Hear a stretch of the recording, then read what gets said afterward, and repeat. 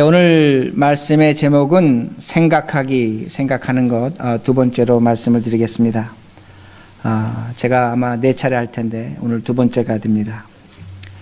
우리가 신앙생활하면서 생각한다는 것 그렇게 익숙하지 않은 그런 단어가 됩니다. 그러나 성경은 우리에게 수많은 생각을 요구하고 있습니다. 저는 종종 그런 생각을 합니다. 제가 또한 여러분도 마찬가지겠지만 만약에 아브라함 시대 때, 다윗의 시대 때, 또 예수님의 12 제자들이나 바울과 같은 시대에 우리가 살았다면 과연 우리는 어떻게 살았을까 생각을 해봅니다. 우리는 분명히 하나님을, 예수님을 믿고 살았습니다. 그러나 우리가 성경을 깊이 보면 성경이 우리에게 오늘도 가르쳐주고 있는 것은 무엇이냐면 그들은 하나님을 믿었지만 깊이 고민하고 깊이 생각하며 살았다는 것을 우리들이 알 수가 있습니다. 하나님을 믿었습니다. 그러나 그들은 생각하며 살았다는 겁니다. 믿음은 하나님의 선물이 됩니다. 우리에게 주신 구원의 믿음 있기에 우리들이 이렇게 오늘 예배를 드릴 수가 있습니다. 그러나 이 믿음을 갖고 우리들이 생각하며 살아갈 때 우리는 실패를, 아픔을 면할 수가 있고 오히려 우리는 어떤 면에서 하나님이 주시는 은혜와 복을, 또한 축복을 누릴 수 있는 그런 길이 나타납니다. 우리의 생각에 따라서, 믿음에 주신 생각에 따라 살아갈 때 승리와 실패가 나타납니다. 그럼 우리는 어떻게 생각을 하는가입니다. 우리는 선한 생각을 할 때가 있습니다. 지금 허리케인이 올라오는 것을 보면서 마음 아파하고 우리가 그들을 측인히 여기는 선한 생각이 있습니다. 동시에 우리에게는 악한 생각이 있습니다.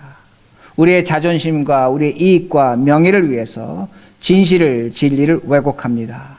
때로는 내 명예심이 깎이는 것을 참지 못하고 분을 내기도 합니다. 그러나 우리들이 이렇게 생각하는 가정 속에서 하나님을 깊이 만난다는 겁니다. 이걸 성경이 우리에게 보여주는 겁니다. 우리는 오늘도 하나님을 믿는다는 그 믿음의 명제, 그 믿음의 이름 아래서 생각을 하지 않습니다. 그러면 우리는 하나님을 만날 것 같습니다. 그런데 오히려 그렇지 않다는 겁니다. 성경이 오늘도 우리에게 보여주는 여러 가지 사건이 있는데 우리가 생각하며 고민하며 살아갈 때 하나님은 우리를 더 깊이 찾아오시는 것을 분명히 보여줍니다. 하나님이 우리를 만나주고 우리의 믿음이 더 커지고 넓어지는 것을 알 수가 있습니다. 여러분이 믿음의 조상할 때 누구를 꼽습니까? 아브라함을 꼽습니다. 아브라함은 우리의 믿음을 가장 대표하는 사람이 됩니다.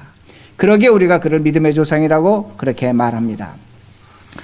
창세기 12장에 보면 그는 분명히 하나님의 말씀을 믿고 쫓았습니다. 하나님께서 뭐라고 말씀하셨냐면 내가 너를 열국의 아비로 만민의 조상으로 만들어주겠다고 그렇게 약속을 했고 아브라함은 그것을 믿었다고 성경은 기록하고 있습니다. 그런데 그가 그렇게 하나님 믿었지만 그는 자신의 아내, 열국의 아비를 만들어줄 아내, 자식을 낳아줄 그 아내를 2번이나 팔았습니다.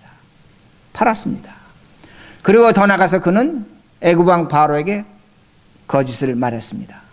그리고 하갈을 첩으로 받아들였습니다. 그리고 성경을 보면 그는 하나님을 심히 원망했습니다. 이제 원망하다 못해서 그는 하나님을 조롱했습니다. 비웃었습니다. 그러게 하나님께서 그에게 말씀하시기를 너가 아들을 낳으면 이삭이라고 이름 지어라. 비웃답니다. 너가 나를 조롱했고 비웃었다고 그렇게 말씀하십니다. 그러기에 우리는 이런 사건을 성경 속에서 보면서 어떻게 얘기하냐면 그래도 하나님이 약속의 하나님이고 언약의 하나님이고 구원을 작정하신 하나님이기 때문에 아브라함을 끝까지 끌고 가셔서 믿음의 사람으로 만들어주셨다고 우리는 그렇게 말합니다. 그러기에 믿음의 조상이 됐다는 겁니다. 우리도 하나님을 믿으면 하나님께서 우리를 약속으로 우리의 언약으로 믿음과 승리의 자리로 인도하신다고 그렇게 고백을 합니다. 틀린 것은 아닙니다. 분명히 맞다는 말씀이 됩니다. 그러나 그 과정을 보자는 겁니다. 그 결과를 보자는 겁니다. 우리가 한번 그 시대로 돌아가 보자는 겁니다. 우리가 이런 예를 들면서 어떻게 예를 들냐면 여기서 비행기 타고 서울을 갑니다. 비행기 타면 우리를 안전하게 데려다 주는 것처럼 하나님을 믿으면 우리를 안전하게 믿음과 승리의 자리로 영광의 자리로 그렇게 우리를 끌고 간다고 그렇게 이야기합니다. 틀린 것은 아닙니다. 그러나 여러분들이 서울 가실 때 어떻게 합니까? 짐을 싸야 됩니다. 비행기 시간을 확인해야 됩니다. 여기서 차를 타고 공항을 가야 됩니다. 공항에 가서 티켓팅 해야 되고 자리를 확인해야 됩니다. 그리고 검색대를 통과하고 그 앞에 가서 기다렸다가 비행기 시간에 맞춰 타야지만 여러분은 서울 간다는 겁니다. 그런 과정이 있다는 겁니다. 오늘날 우리는 신앙생활에서 무엇을 생각했냐면 이런 과정을 생략해 버렸다는 겁니다. 결과만을 보고 있다는 겁니다. 그러나 성경은 오늘도 우리에게 분명히 뚜렷하게 보여주는 것이 뭐냐면 그런 과정 속에서 아브라함도 그렇고 우리 신앙의 선배들은 고민했습니다. 생각했습니다. 어찌할 바를 모르고 그들은 그 삶 속에서 살았다는 겁니다. 다시 제가 아브라함을 말씀드리겠습니다. 아브라함이 먹을 것이 없었습니다. 근데 하나님 분명히 말씀하시기를 너 가나안 땅 떠나지 말라고 말씀하셨습니다. 그러나 그는 고민했을 것입니다. 당장 먹을 것이 없는데 어떻게 내가 여기 머무느냐. 그러게 애굽으로 내려간 겁니다. 애굽의 왕을 만났습니다. 너의 아내가 누구냐? 제 여동생입니다. 분명히 그 아내는 자신에게 열국의 아버지를 만들 자식을 낳아줄 여자입니다. 팔아먹으면 안 됩니다. 그러나 자신의 목숨이 아깝기 때문에 팔았습니다. 아브라함이 고민하지 않았겠습니까? 엄청난 고민을 했을 겁니다. 아내 사라가 하갈을 첩으로 맞이하라고 합니다. 성경 잘 보시면 아브라함이 주저한 모습이 나옵니다. 내가 저 여자를 첩으로 맞이하면 안 된다는 겁니다. 아내가 강권을 합니다. 고민했을 것입니다. 하나님의 말씀을 기억했을 것입니다. 그러면서 그는 그 아내를 첩으로 맞이합니다. 그 하갈을 첩으로 맞이합니다. 하나님이 분명히 약속하셨습니다. 내가 너에게 자식을 주겠다. 그런데 자식을 주지 않습니다. 20년 가까이 기다려도 자식을 주지 않습니다. 아니 세상에 이런 하나님이 어디 있어? 그러게 생각하며 원망한 겁니다. 그 하나님을 조롱한 것입니다. 비웃는 겁니다.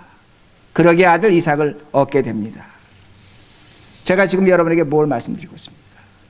아브라함이 믿음의 조상이지만 그는 수없는 고민과 갈등 속에 살았다는 말씀이 됩니다.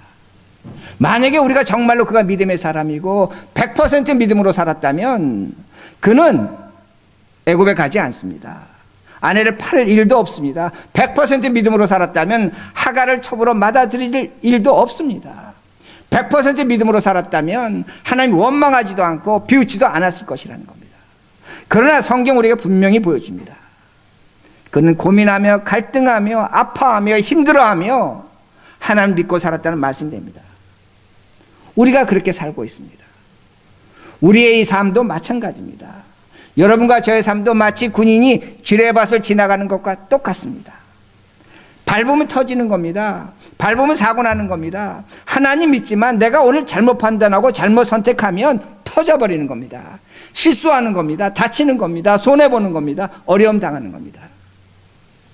고민하며 생각하다 그 지뢰밭을 지나가다 무사히 지나갈 때도 있습니다. 그러나 우리가 신앙생활에서 얼마나 많은 지뢰밭을 밟고 지나가는가입니다. 문제는 뭐냐면 이런 과정 속에서 믿음이 생긴다는 겁니다.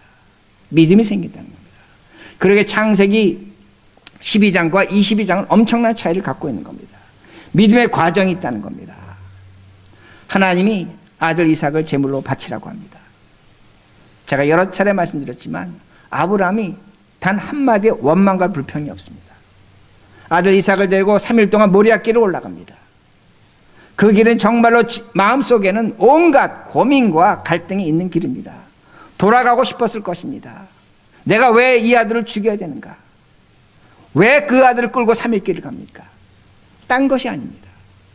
내가 지난 세월 동안 내 생각과 내 판단으로 살아왔지만 그런 것보다 더 큰 하나님의 힘이 있다는 겁니다. 하나님의 일하심이 있다는 겁니다.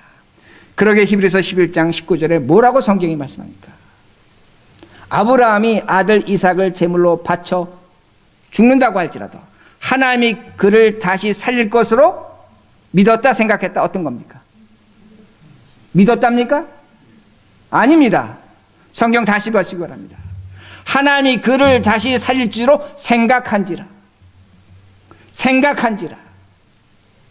이 생각이 믿음이라는 겁니다.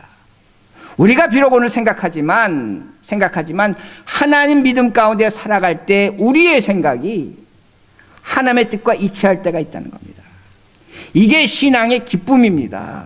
이게 신비입니다. 능력입니다. 만약에 오늘 우리가 생각한 것이 하나님의 뜻과 일치한다면 그것이 바로 믿음이고 거기에 우리의 환희가 있는 겁니다. 인간다움에 기쁨이 있는 겁니다. 예수 믿는 보람이 있는 겁니다. 하나님이 주시는 정말 측량할 수 없고 이해할 수 없는 신비한 하나님의 세계가 주어진다는 말씀이 됩니다. 그러기에 생각이 중요한 겁니다. 그러기에 히브리서 기자는 말합니다. 아들을 죽이지만 하나님이 그를 다시 살릴 것으로 생각한지랍니다.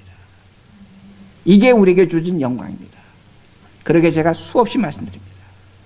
우리의 생각 악합니다. 우리의 생각 버릴 때가 있고 포기할 때 있고 때로는 우리 생각을 믿지 말아야 될 때가 있습니다.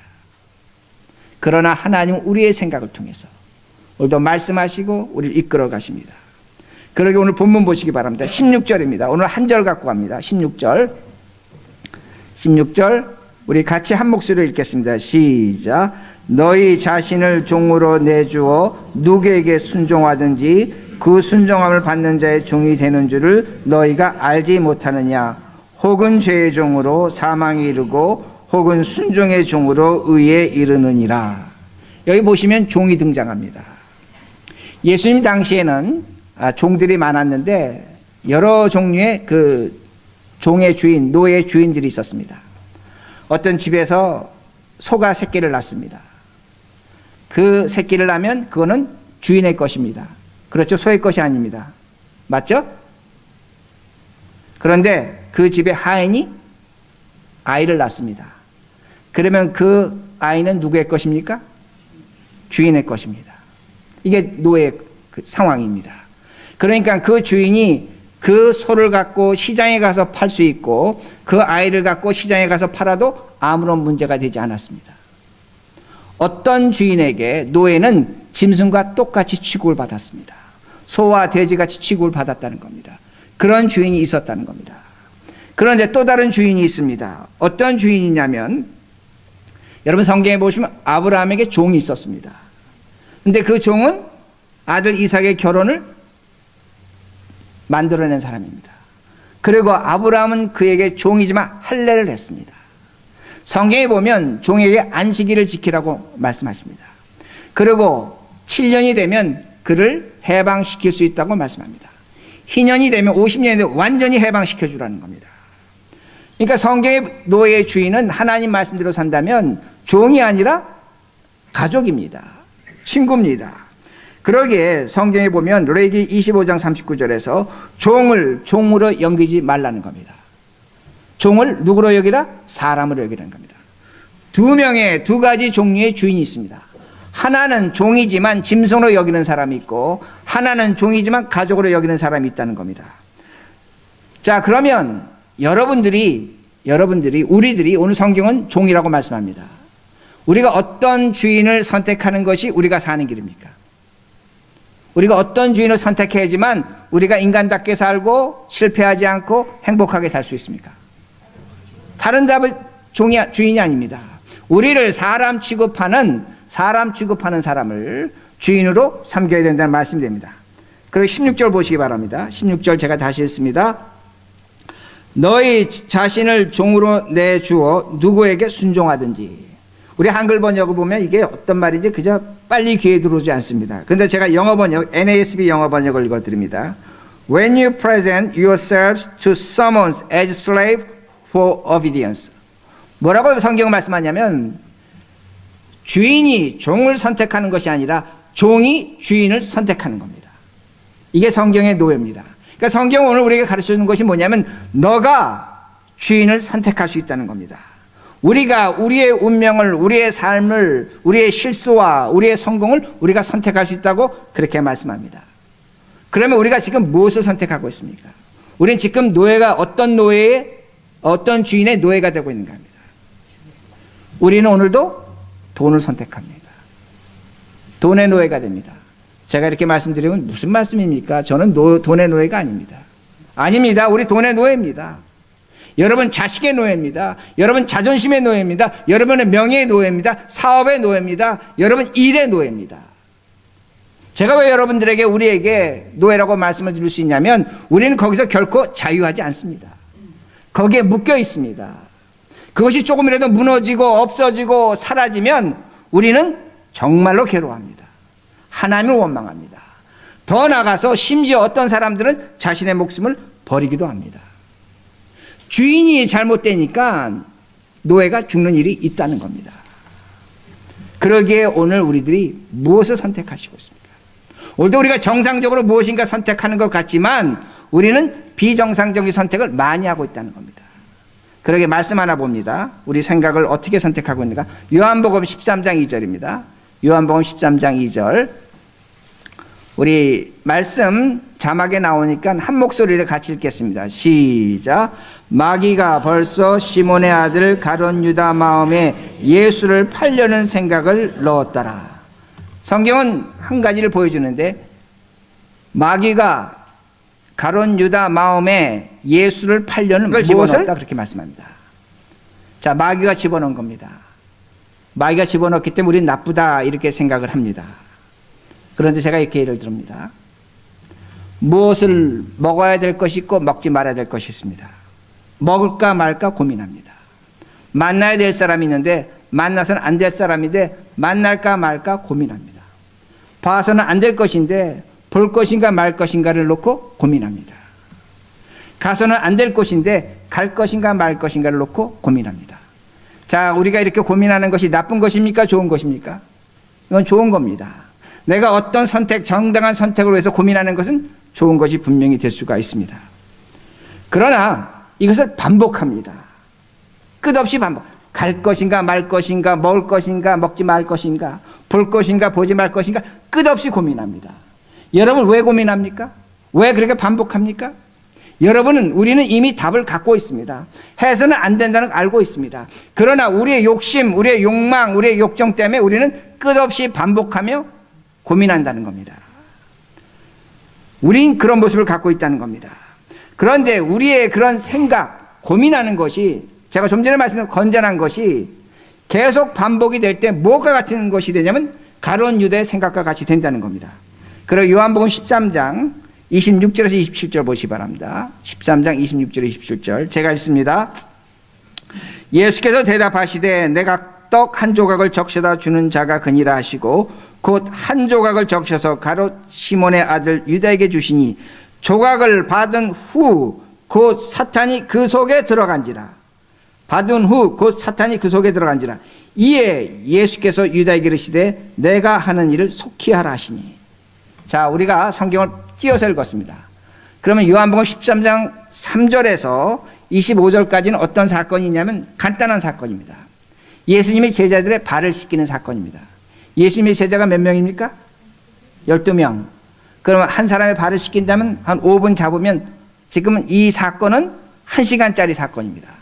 예수님이 한 사람 한 사람 돌아가면서 발을 씻기는데 5분씩 쓴다면 1시간 걸리는 겁니다. 자, 그러면 예수님이 가룟 유다의 발도 아마 씻기셨을 것입니다. 어떤 학자들은 씻겼다 씻기지 않았다 뭐 논쟁이 많은데 저는 씻겼다로 봅니다. 자, 그러면 가룟 유다는 1시간 동안 뭘 생각했을까요? 이 예수를 팔 것인가 말 것인가. 예수님이 가룟 유다의 발을 씻기셨을 것입니다. 발을 씻겨주시면서 가룟 유다는 속으로 생각합니다. 이 발 씻겨주는 예수를 팔 것인가 말 것인가. 끊임없이 고민했다는 말씀이 됩니다. 1시간 동안 그는 생각을 바꾸지 않았습니다. 그 결과 성경이 오늘 보여주는 것이 뭐냐면 누가 그 속에 들어갔다? 마귀가 그 속에 들어갔다고 말씀하는 겁니다. 이게 무서운 겁니다. 우리가 생각은 중요합니다. 판단은 중요합니다. 끝없이 생각하는 건 좋지만 생각을 바꿔야 된다는 겁니다. 오늘도 하나님 말씀과 뜻에 맞지 않으면 그 생각을 멈추고 하나님의 뜻에 돌아서야 된다는 겁니다. 오늘도 우리의 욕심과 욕정으로 생각하는 것 같다면 우리는 거기서 벗어나야 됩니다. 그게 생각의 싸움이라는 겁니다. 우린 그 생각의 싸움에서 쉽게 우리의 욕심과 욕망에 집니다. 한번 하면 어때? 가보면 어때? 먹어보면 어때? 만나면 어때? 보면 어때? 별걸 아닌 거로 생각한다는 겁니다. 그런데 그것이 반복될 때 가룟 유다와 같이 1시간 내내 갈등하면서 바꾸지 않을 때 어떤 결과가 나타나냐? 그 생각 속에, 그 삶 속에 마귀가 들어갔다고 성경은 분명히 말씀하고 있습니다. 그러기에 16절 후반절 다시 보시기 바랍니다. 후반절 오늘 본문입니다. 혹은 죄의 종으로 사망에 이르고 혹은 순종의 종으로 의에 이르니라. 누가 이렇게 할 수 있는 겁니까? 우리가 어떤 선택을 하는가에 따라서, 어떻게 생각하는가에 따라서 우리가 사망에 갈 수 있고 생명에 갈 수 있음을 분명히 말씀합니다. 문제는 뭐냐면 우리는 신앙생활을 하면서 믿음으로 생명, 믿지 않으면 심판, 그렇게 단순화시킵니다. 맞습니다. 분명히 맞습니다. 그러나 성경은 믿음을 갖고 있는 사람이라면 생각하라는 겁니다. 그 믿음에 맞는 생각과 삶을 살 때에 우리가 누릴 영광과 승리가 있다는 겁니다. 믿지만 그 생각하지 아니하고 선택하지 아니할 때 우리는 실패가 있다는 것을 분명히 말씀합니다. 우리가 그런 일을 해야 된다는 겁니다. 그럴 때 성령 하나님께서 우리에게 찾아오시고 우리의 생각은 변화되는 것이고, 제가 좀 전에 히브리서 말씀을 한 것처럼 죽을지라도 다시 살리실 것을 생각하는 사람이 된다는 겁니다. 제가 다시 이렇게 예를 듭니다. 여러분, 그 대지라는 소설을 다 읽으셨을 겁니다. 그 노벨 문학상을 받은 소설이고 펄벅이 썼습니다. 근데 제가 그 어떤 책을 보니까 펄벅은 태어난 지 3개월 만에 그 미국에서 아버지가 선교사였습니다. 목사님이었습니다. 그래서 중국으로 갔고 어머님이 몸이 매우 약했습니다. 그러다 보니까 태어나자마자 그 펄벅은 중국인 보모가 키웁니다. 그러니까 중국 사람이다 보니까 영어보다 한문을 가르쳤고 중국말을 가르쳤고 중국 예절을 가르쳤습니다. 그렇게 큰 겁니다. 뭐 아버지는 바쁘고 엄마는 아프니까 이제 별로 그런 그 관계가 없었습니다.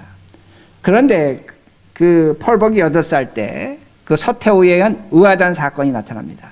그때 중국 사람들이 많은 서양인들을 죽이게 되고, 그때 그 펄벅의 가족들이 어떤 중국 사람의 도움으로 인해서 그 중국집에 숨어서 지냅니다.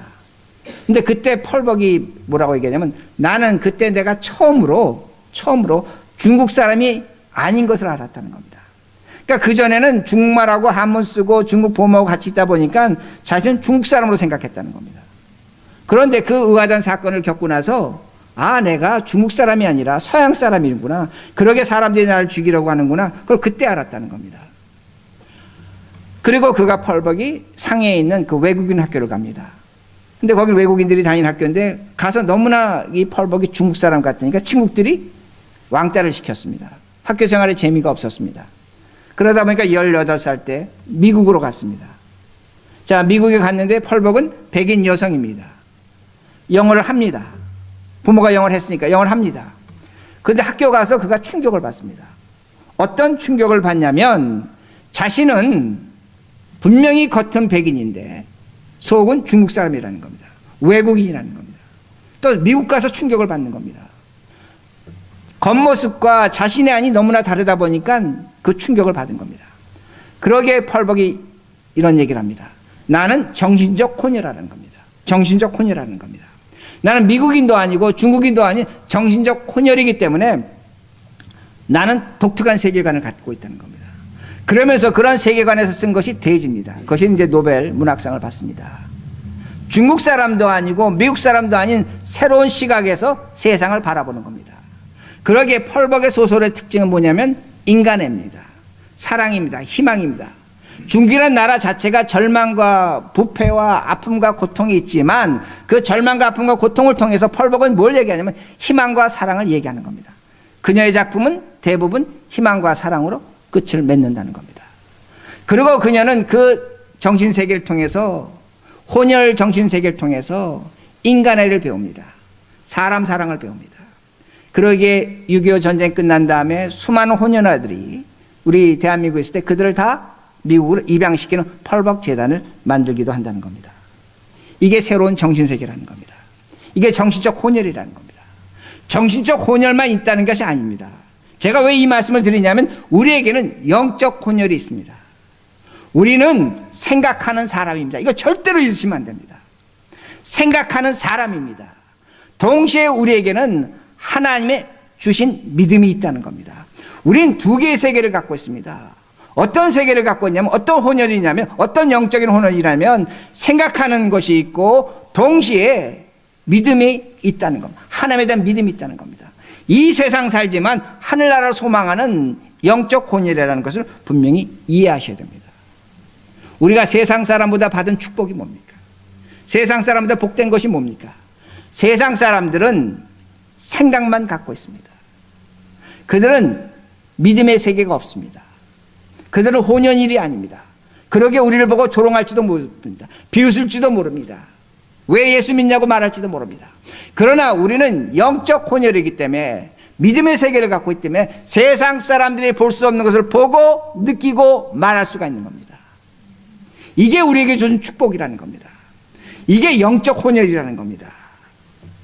그러기에 우리는 이 세상 살지만 하늘나라를 갖고 사는 사람들이 됩니다. 제가 다시 이렇게 예를 들어드립니다. 예수님께서 광야에서 시험 당하실 때 첫 번째 시험이 뭐냐면 돌이 떡이 되게 하라는 겁니다. 그 돌이 떡이 되게 하라는 것을 제가 오늘날로 적용시킨다면 그 떡은 돈입니다. 돈입니다. 먹고 사는 것만 중요한 것이 아니라 우리가 이 세상 살면서 현대시대에 차도 있어야 되고 보험도 내야 되고 집회만 내야 되고 애들 교육시켜야 되고 옷도 사 입어야 되고 여행도 가야 되고 돈으로 할 일이 너무나 많습니다. 돈은 제가 수없이 설교하지만 귀한 겁니다. 좋은 것입니다. 여러분의 행복을 지켜줄 수 있고 오늘 기도하신 것처럼 그 돈에 의해서 우리가 어려움 당할 수가 있는 겁니다. 우리 가정을 지켜주는 겁니다. 여러분 돈 보셔야 됩니다. 돈으로 여러분 행복하게 사셔야 됩니다. 그러나 어떤 사람들이 이렇게 말합니다. 우린 돈 없어도 행복할 수 있어. 그건 아닙니다. 그건 금욕주의입니다. 금욕주의는 기독교 정신이 아닙니다. 개신교 정신이 아니라는 겁니다. 그런데 문제는 뭐냐면 내가 지금 있는 것보다 더 가져야 되고 더 많아야 되고 그러면 행복하다면 그거는 우상입니다. 그거는 금욕주의가 아니라 물질주의라는 겁니다. 오늘도 돌이 떡이 되게 한다는 것은 어떤 의미가 되냐면 필요에 이상할 것이 나에게 있어야 된다는 겁니다. 그 돈으로 내가 해결할 수 있는 것이 또 다른 것이 있다는 겁니다. 만족하지 못하는 겁니다. 그러니까 돌이 떡이 되게 하라는 겁니다. 돈이 우상이 되는 겁니다. 그러게 예수님 분명히 말씀하십니다. 그건 옳지 않은 것이라는 겁니다. 사탄의 역사라는 겁니다. 물질 만능주의라는 것입니다. 돈으로 자신만의 행복을 추구하는 것은 좋지 않은 것입니다. 사탄의 역사라는 겁니다. 제가 다시 이렇게 설명합니다. 그리스 철학에 보면 재밌는 것이 있습니다. 여러분 여기 꽃이 있습니다. 이 꽃은 성장의 영혼만 갖고 있는 겁니다.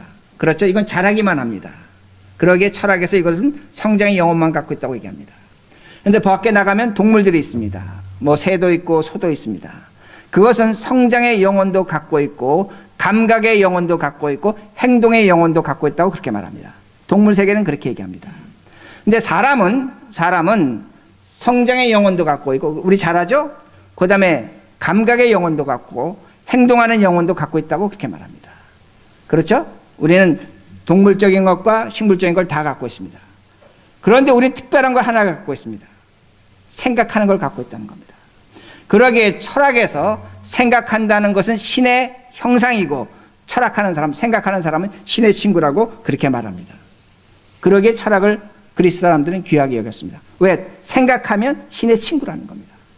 제가 이것을 어디다 적용할 수 있냐면 하나님이 우리를 하나님의 형상으로 창조하셨습니다. 하나님의 형상의 가장 큰 특징은 뭐냐면 우리가 짐승하고 사람하고 다른 차이점은 생각한다는 겁니다. 이게 하나님의 흔적이라는 말씀이 됩니다. 우리는 동물 아니고 식물도 아닙니다. 그러기에 오늘도 우리에게 돌이 떡이 되게 하라는 그 시험을 우리는 다르게 받아들여야 된다는 겁니다. 그걸 이겨내야 된다는 겁니다.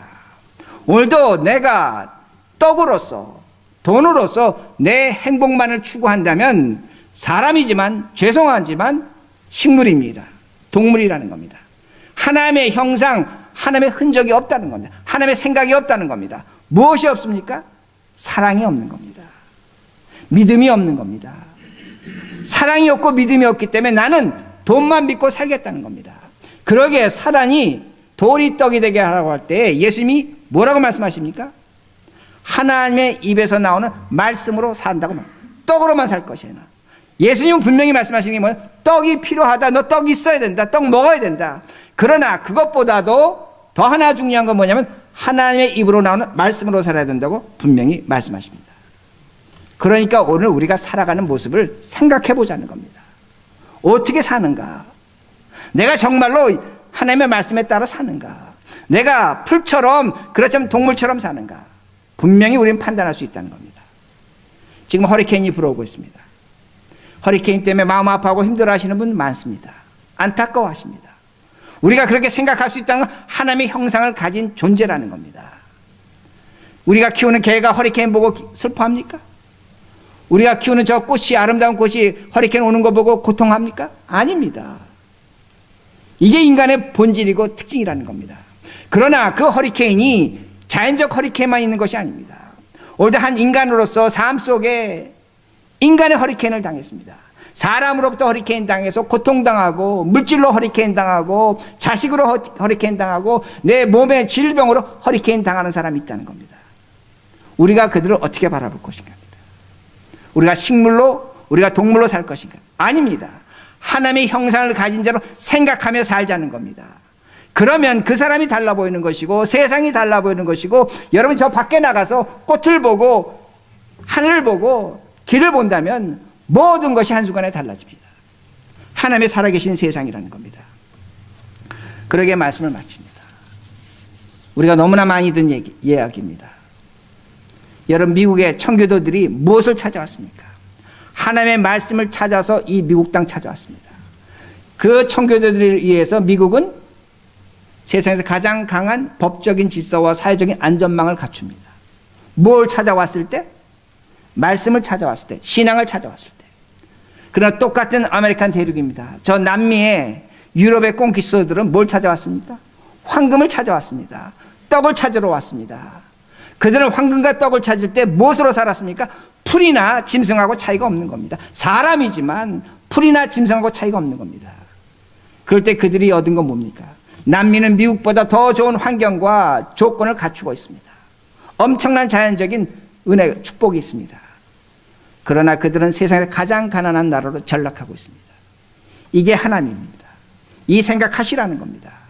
무조건 예수 믿는다고 하지 말고 오늘 내가 어떤 생각으로 어떻게 살아야지만 하나님이 오늘 나와 어떤 자리에 설 수 있는가, 이 생각하시면서 하시는 우리 모두가 되기를 간절히 바랍니다.